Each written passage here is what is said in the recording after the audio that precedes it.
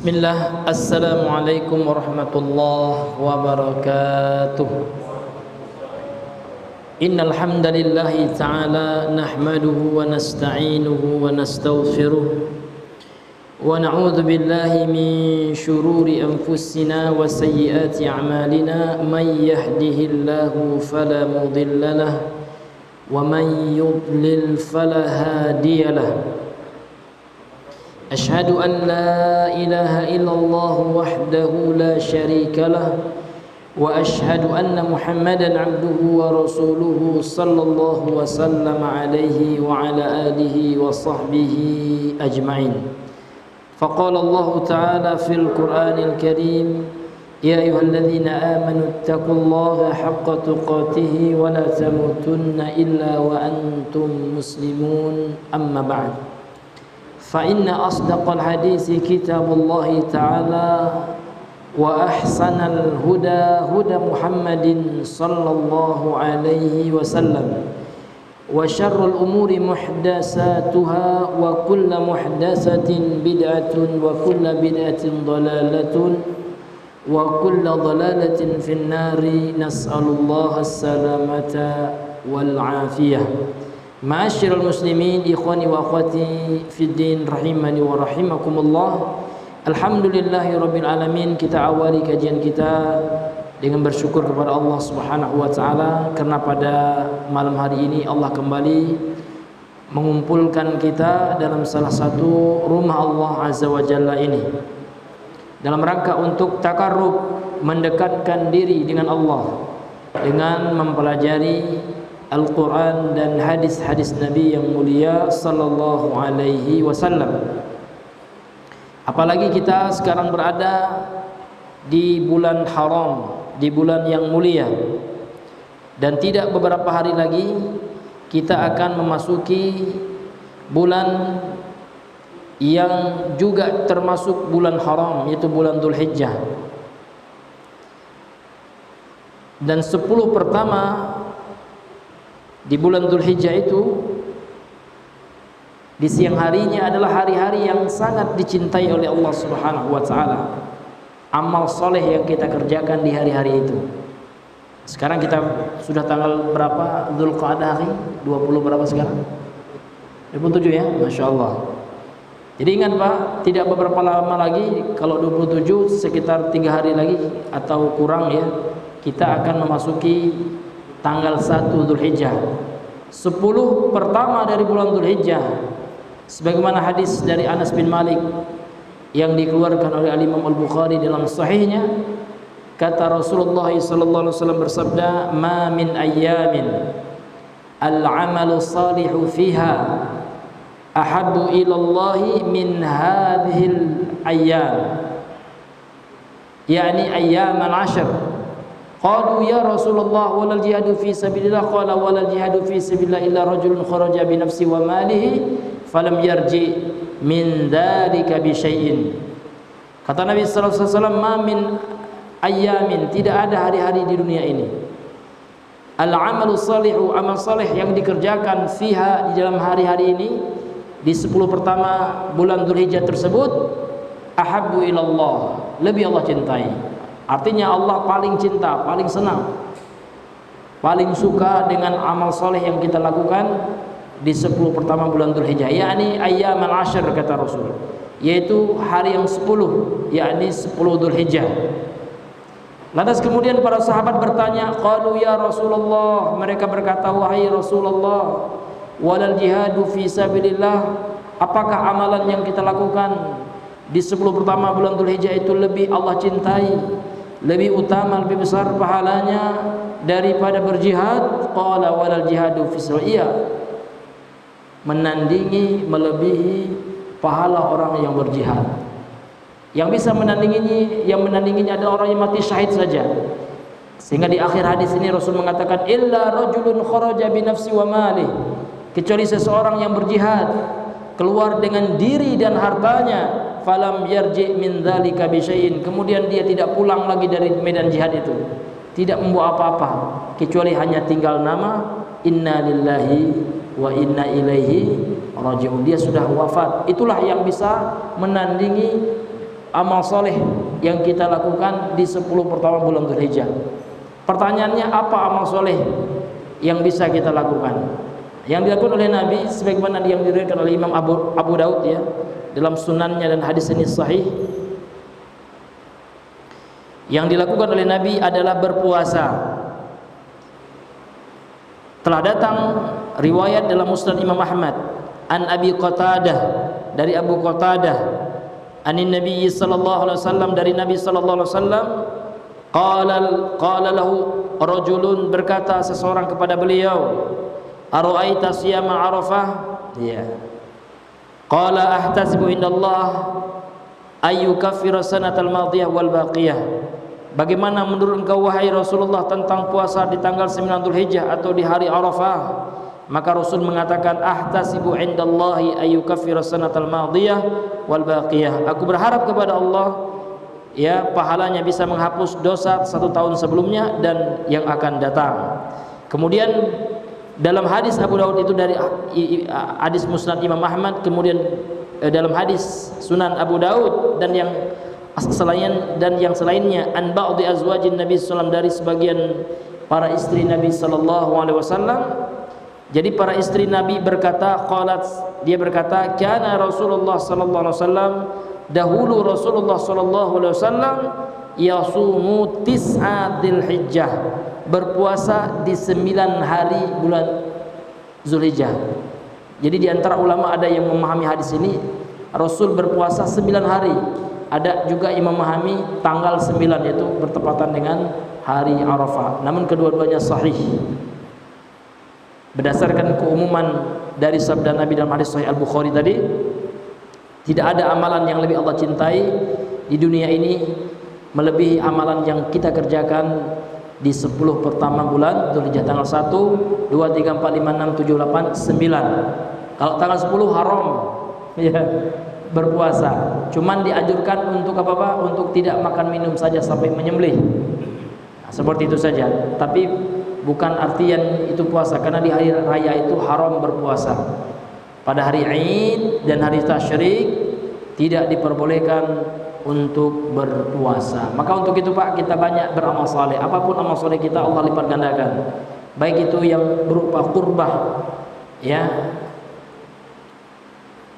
pendekatan diri, ritual kepada Allah Subhanahu wa taala. Puasa sunnah kita perbanyak, sedekah kita lakukan, dan seterusnya. Membantu orang ya di 10 pertama Dzulhijjah itu berbeda. Pahalanya jauh lebih besar dibandingkan dengan membantu orang lain di luar bulan-bulan itu. Di luar 10 hari pertama bulan Dzulhijjah tersebut. Maka ini luar biasa hadirin yang Allah muliakan. Baik Bapak Ibu yang Allah muliakan, salat dan salam kepada Rasulullah sallallahu alaihi wasallam. Allahumma shalli ala Muhammad wa ala ali Muhammad. Baik, kita lanjutkan hadirin yang Allah muliakan. Kita masih menjelaskan tentang 9 perkara yang diperbolehkan kita untuk bermuamalah dengan orang-orang kufar, dengan orang kafir. Jadi memang kita harus membenci orang kafir, betul. Tapi dalam perkara duniawiyah, dalam perkara muamalah sosial kemasyarakatan, maka tidak mengapa selama orang kafir itu tidak memerangi kita, selama dia bukan kafir harbi, kafir yang memerangi kaum muslimin. Baik, kita sekarang masuk yang poin yang berikutnya. Tafadhal akhi alamnya.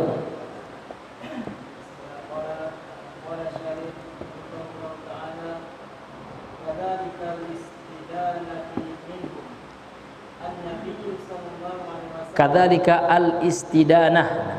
Al-istidanatu. Kadzalika al-istidanati minhum.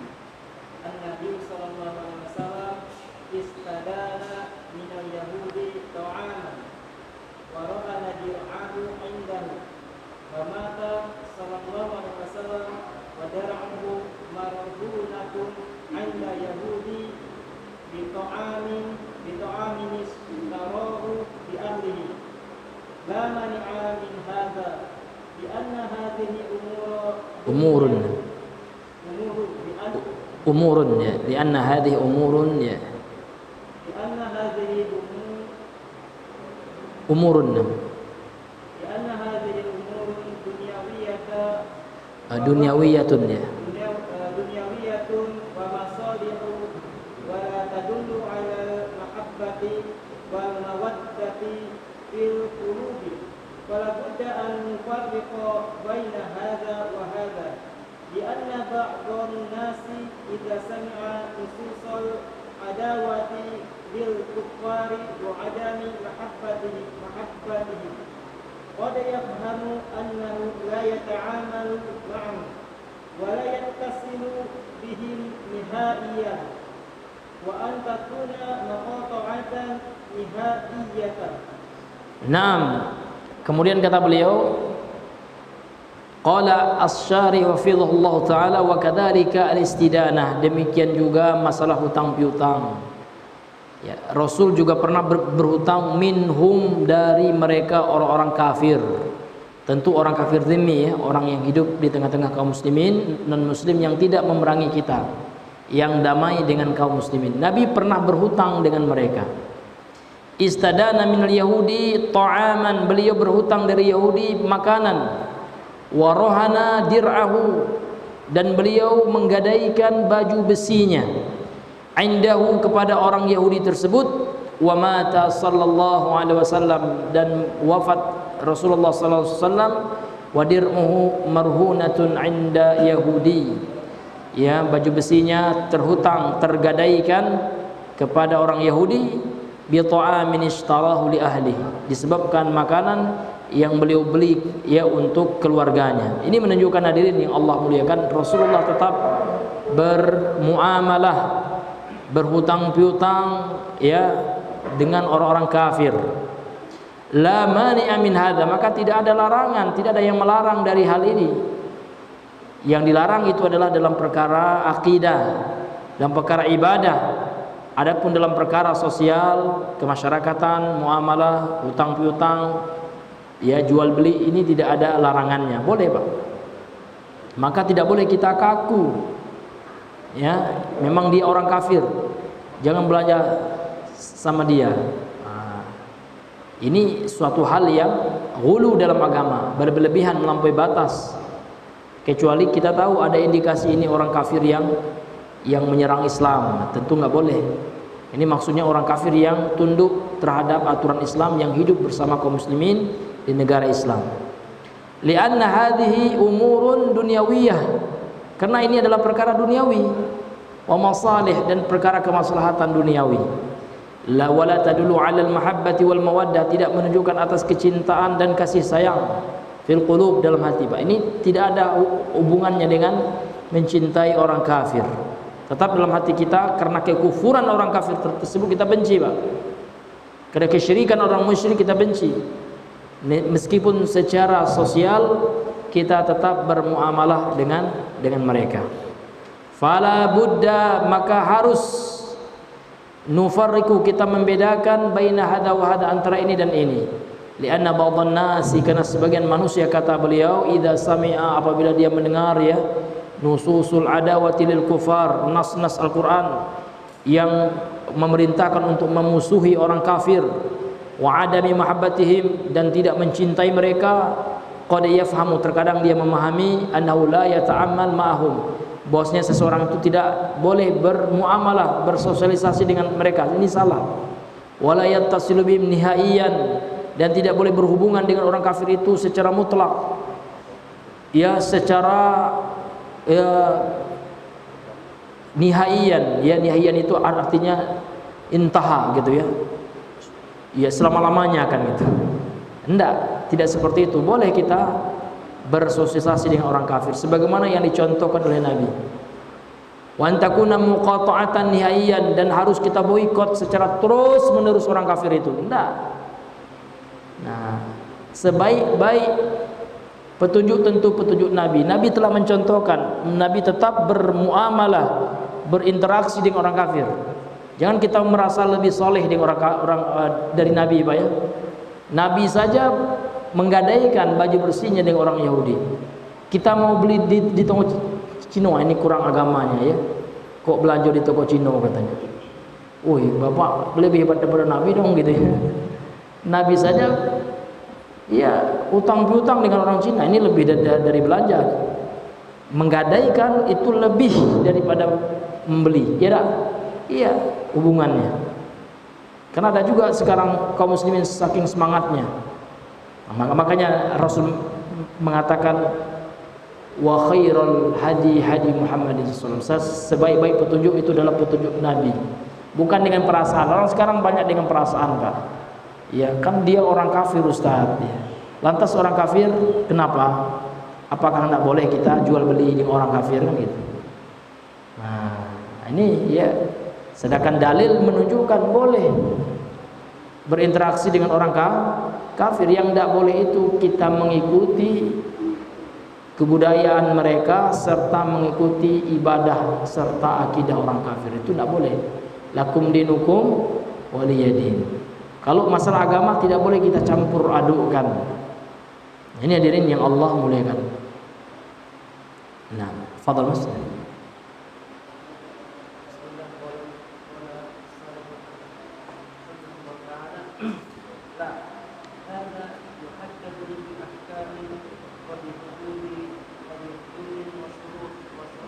Iya.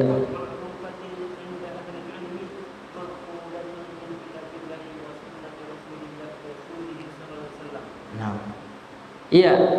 Tidak, kata beliau. Hada muhaddad, ini telah ditentukan bi ahkamin, dengan hukum-hukum Islam. Ya, jadi bagaimana hubungan kita dengan orang kafir itu tidak boleh kita asal-asalan mengharamkan. Oh, tidak boleh kita membeli produk orang kafir, tidak boleh. Ya kan? Lihat dulu orang kafirnya. Tidak semua orang kafir harus kita boikot. Ini hadirin yang Allah muliakan.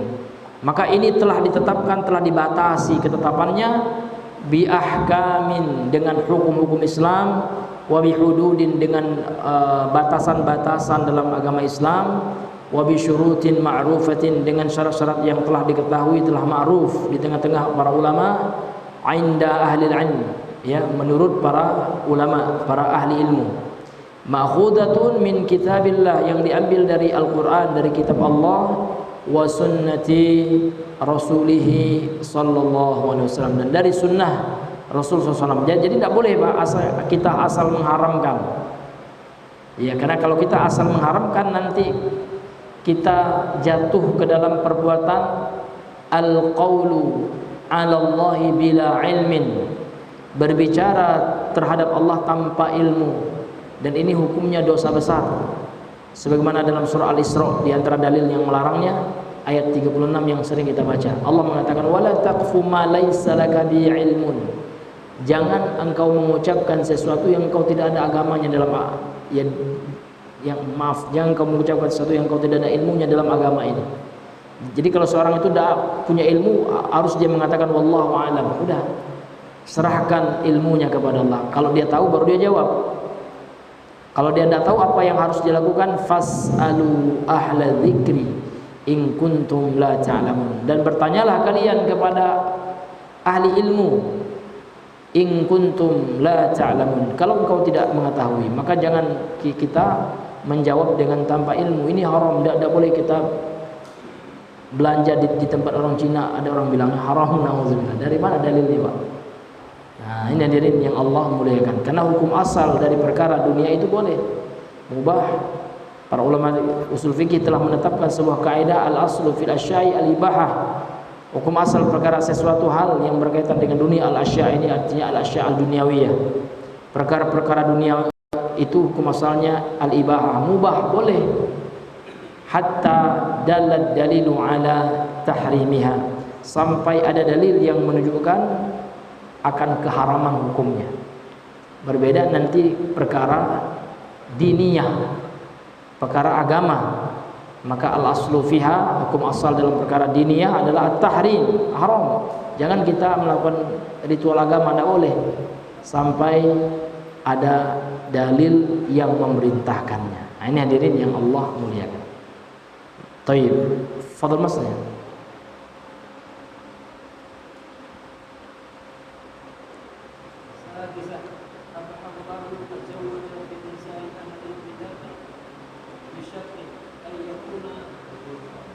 At-tazawwuj ya, at-tazawwujah ya. masdar dari tazawwaj ya. Nah,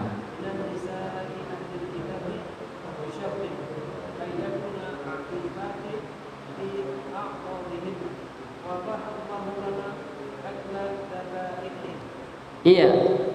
Kemudian dalam Al-Qur'an ya yang keenam, qala as-sadisu, yang keenam, abahallahu at-tazawwuj min nisa'i ahlil kitab.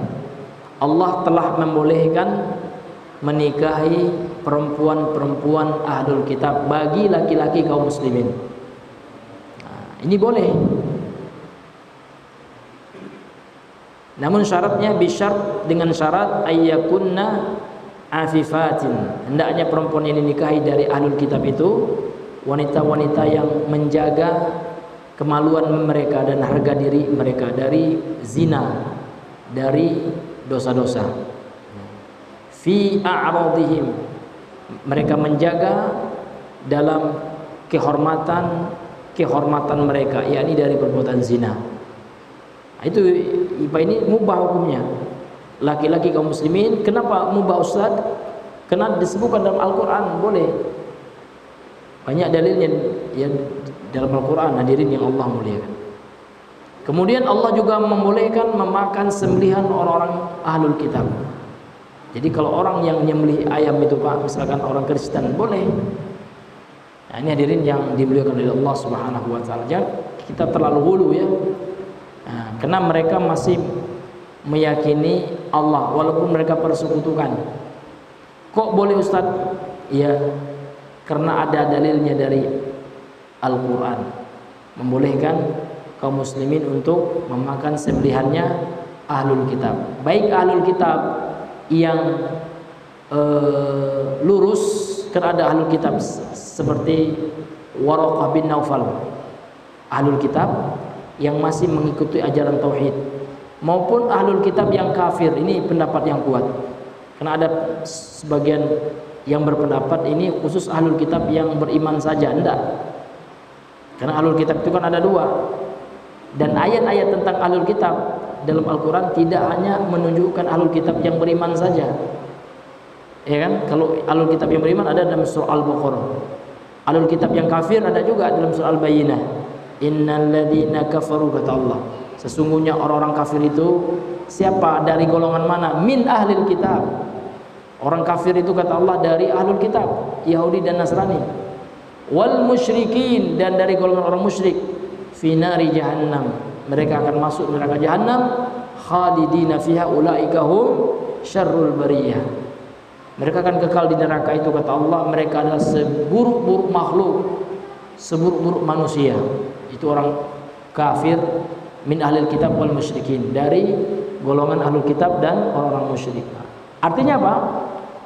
Ahlul kitab dalam Al-Quran tidak yang beriman saja yang Allah sebutkan. Ahlul kitab yang beriman ada, yang tidak menyimpang dari ajaran Nabi sebelum Nabi Muhammad. Contoh ahlul kitab pengikutnya Nabi Isa, Nasrani, betul-betul dia mengikuti Injil yang murni, Injil yang belum dirubah-rubah oleh pendeta-pendeta orang Nasrani. Atau dia Bani Israel pengikut Nabi Musa, dia betul-betul mengikuti Taurat, ajaran tauhid yang disampaikan oleh Nabi Musa. Itu ahlul kitab yang beriman. Tapi kalau seandainya ahlul kitab hari ini ya tidak ada yang beriman, kalau hari ini semuanya kafir. Kenapa? Karena diwajibkan ahlul kitab, siapapun dia hari ini harus mengikuti, meyakini kenabian Rasulullah SAW, mengucapkan dua kalimat syahadat. Maka ada sekte di agama Kristen itu Pak, namanya saksi-saksi Yehova. Nah, dia tidak mengatakan Yesus itu Tuhan, enggak. Yesus itu hanya raja, kata Lord, raja, king, ya. Dan dia meyakini Allah satu-satunya Tuhan. Tapi mereka tetap kafir. Kenapa? Karena dia tidak masuk Islam, ya. Karena dia tidak mengakui, mengimani kenabian dan kerasulan Nabi Muhammad SAW. Karena syahadat itu tidak cukup la ilaha illallah, makanya harus dua kalimat syahadat, harus dua kalimatnya. Syahadat kepada Allah dan kepada Rasulullah. Asyhadu an la ilaha illallah wa asyhadu anna Muhammad Rasulullah. Nah, ini. Naam, fadhal lagi.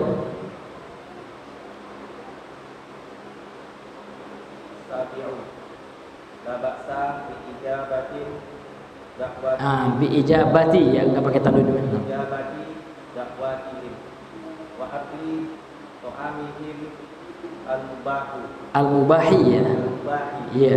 kama fa'alan Nabi sallallahu alaihi wasallam. Iya, yang ketujuh perkara yang diperbolehkan berinteraksi dengan orang kafir apa saja. Ini yang ketujuh kata beliau, as-sabi yang ketujuh, la ba'sa bi ijabati da'watihim, tidak mengapa, boleh ya menjawab undangan mereka, maksudnya memenuhi undangan orang kafir. Wa akli ta'amihim al-mubah, dan memakan makanan mereka, namun syaratnya yang hukumnya mubah, yang haram jangan. Nanti disungguhkan pula B2 B1 haram, jangan. Kama sebagaimana fa'alan Nabi, telah dilakukan oleh Nabi, sebagaimana perbuatan Nabi SAW. Dalilnya apa? Nabi diundang oleh orang Yahudi, Nabi datang makan hidangan orang Yahudi, Nabi memakannya. Nah, ini hadirin yang Allah muliakan, boleh ya, jangan kita merasa lebih hebat pula daripada Nabi. Kalau saya enggak, itu kan Nabi gitu ya. Nah, berarti lebih banyak pahala Bapak dong dari Nabi, lebih hebat Bapak dong. Padahal Nabi lah manusia yang paling afdal. Bahkan tidak hanya manusia, Nabi itu makhluk yang paling mulia Pak, dibanding malaikat lebih mulia Nabi.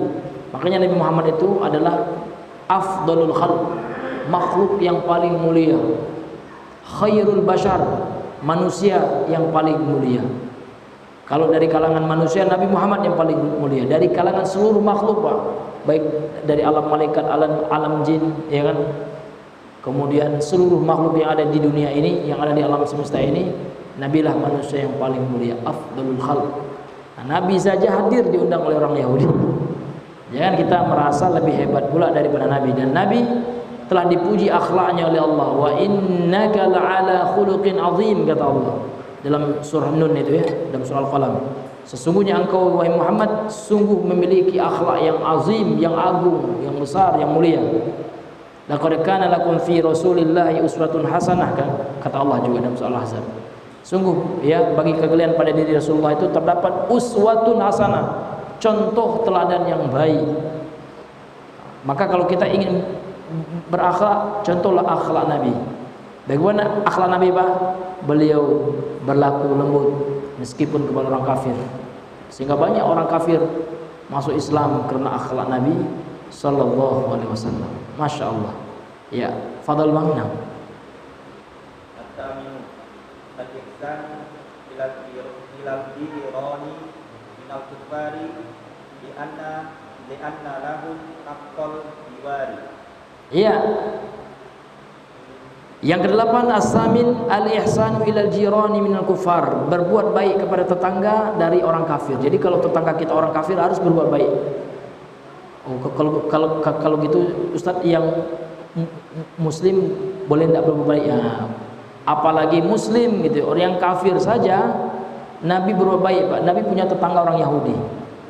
Nah, ini hadirin yang Allah muliakan. Apalagi orang Islam. Makanya disebutkan dalam hadis sahih ya, wallahi la yu'min, kata Rasulullah. Demi Allah tidak beriman seseorang itu. Alladzi la ya'man ya jiranuhu bawa'iquhu, gitu ya.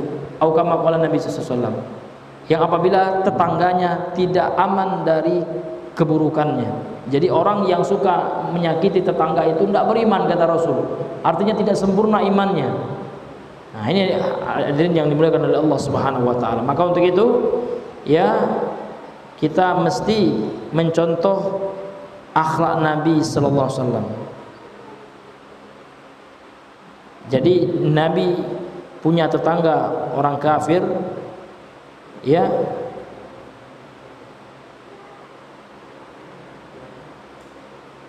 beliau tetap ya berakhlak baik dan memuliakan tetangganya tersebut, walaupun orang kafir, hadirin yang dimuliakan oleh Allah Subhanahu wa taala.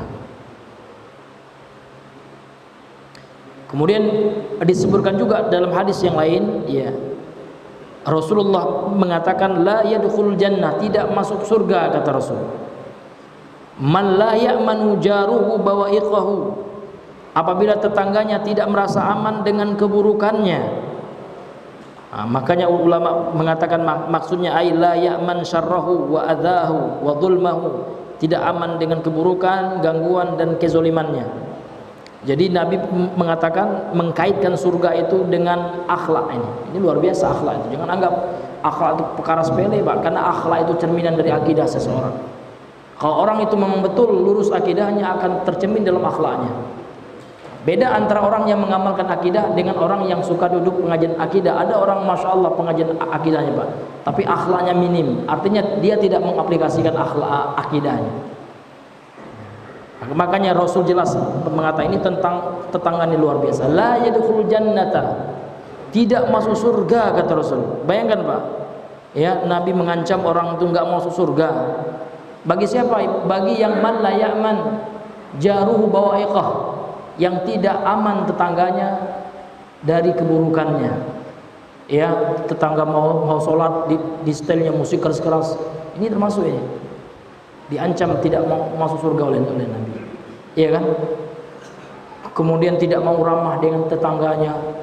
Ya, bahkan yang paling parah, Pak, rumah tetangganya dipalingnya.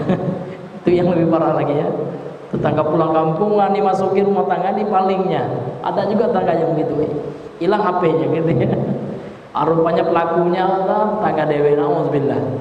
Auzubillah min dzalik. Ini luar biasa hadirin yang dimuliakan Allah. Maka akhlak Islam itu luar biasa, Pak. Kita wajib berbuat baik dengan tetangga kita. Bahkan kalau tetangga kita kelaparan, Pak, kita kekenyangan, kita punya banyak uang, nggak kita bantu, diancam oleh Allah kita. Termasuk orang yang mendustakan hari akhir itu. Iya kan? Ara'aital ladzi yukadzibu bid-din fadzalikal ladzi yad'u wa la yahuddu 'ala ta'amil miskin. Itu.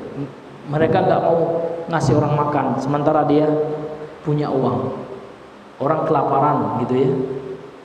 Maka untuk itu, Pak, saran kami ya kepada kita pengurus masjid ini, kita data masyarakat kita yang tinggal di RT ini, siapa yang miskin gitu, Pak. Ya, kita kumpulkan uang dengan teman-teman kita kasih sembako. Ya, orang miskin itu, Pak, kadang ya, karena kami pernah merasakan juga gitu, Pak, ya. Beli beras saja susah, Pak. Kami dulu di kampung, Pak, pernah gitu, ya, ngutang sama tetangga itu secanting beras, Pak, untuk makan. Pernah juga 2 hari cuma makan kates, pernah. Ya susah, Pak.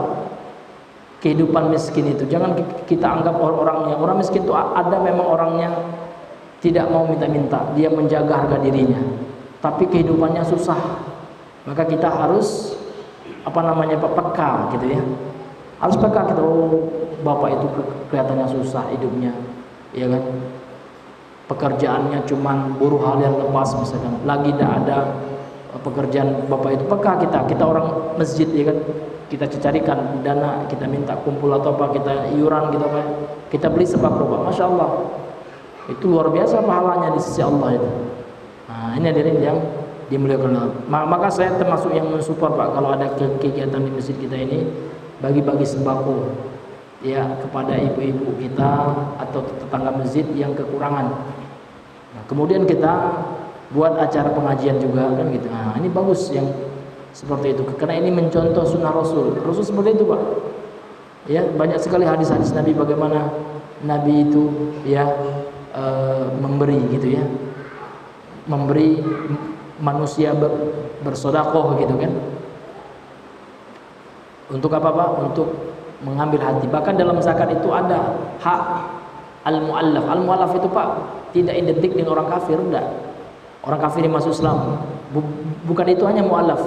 Orang Islam yang lemah imannya, yang apabila diberi uang, kita lihat dia semangat, ya kan, ada kecenderungannya kepada Islam. Kalau kita kasih bantuan dia, ini termasuk mu'allaf juga itu.